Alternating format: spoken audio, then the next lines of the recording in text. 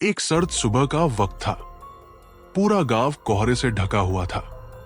पेड़ों की शाखाएं बर्फीले धुएं की तरह सफेद हो चुकी थी।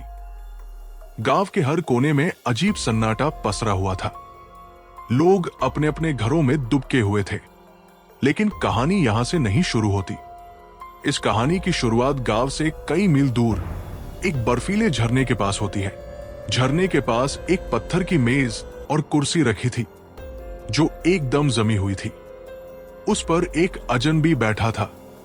उसके चारों ओर कोई निशान नहीं थे, लेकिन ऐसा लगा जैसे वो वहां सालों से बैठा हो। उसकी आंखें बंद थी और उसकी सांसें नहीं चल रही थी। लेकिन जैसे ही घड़ी ने रात के 12 बजाए, उसकी उंगलियां हल्की सी हिली। गांव में ठंड अचानक तेज हो गई। लोगों ने अपने दरवाजों को बंद करना शुरू कर दिया। लेकिन एक घर में एक छोटा लड़का राघव अपने पिता से पूछ रहा था, पापा, क्या ठंड किसी को मार सकती है? पिता ने हंसते हुए कहा, नहीं बेटा, ठंड से डरने की जरूरत नहीं। जब तक आग जल रही है, हम सुरक्षित हैं। लेकिन उस रात गांव की हर आग अचानक बुझ गई। क्या यह ठंड थी या कुछ और? गांव में हर जगह ठंड बढ़ती जा रही थी। लोग अपने कंबलों में दुबक कर बैठे थे। लेकिन राघव का परिवार इस सब से अनजान था। राघव की मां ने उसे सुलाने की कोशिश की, लेकिन वो खिड़की से बाहर झांकता रहा। बाहर सिर्फ कोहरा था, घना, रहस्यमय और बेचैन करने वाला। उस रात जैसे ही घड़ी ने 1 बजाए, राघव ने खिड़की के पार झरने की ओर से आती एक हल्की नीली रोशनी देखी। वो अजीब तरीके से चमक रही थी, मानो उसे बुला रही हो।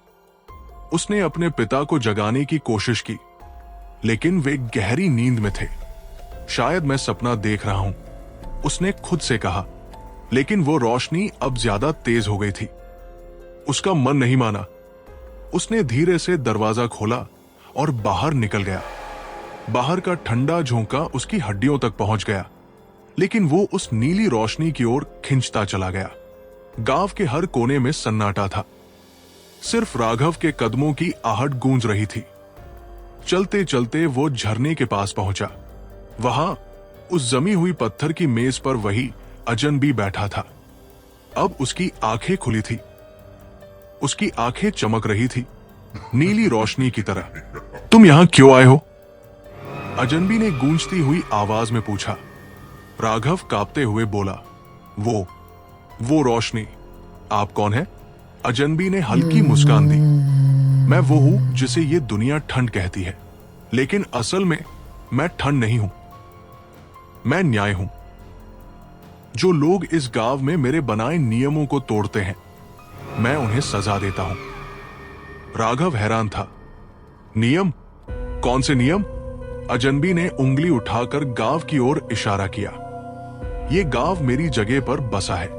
मेरे झरने से पानी लिया जाता है, मेरी हवा में सांस ली जाती है। लेकिन इंसानों ने इसे अपनी जागीर समझ लिया, और अब समय आ गया है सबको मेरी मौजूदगी का एहसास कराने का। राघव डर के मारे बोल नहीं पा रहा था। उसकी सांसें तेज हो गई। लेकिन तभी अजनबी ने उसकी ओर देखा और कहा, तुम अभी बच्चे हो, तुम्हारा कोई दोष नहीं। जाओ और अपने परिवार को आगाह कर दो। सूरज उगने से पहले जो भी इस गांव में रहेगा, वो हमेशा के लिए मेरे बर्फीले साए में खो जाएगा। राघव दौड़ते हुए वापस अपने घर पहुंचा।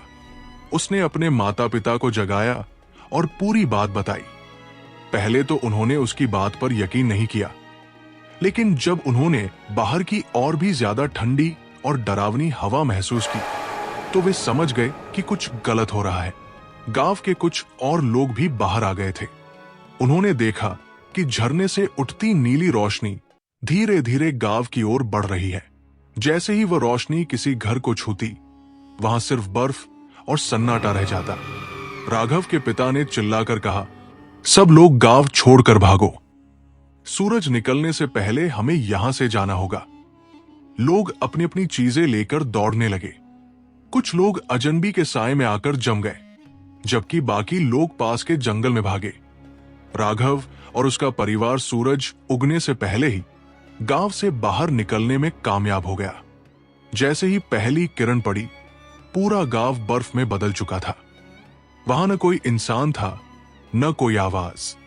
कुछ लोगों का मानना है कि वो झरना अभी भी वही है और हर साल ठंड के मौसम में वो अजनबी अपने न्याय का इंतजार करता है।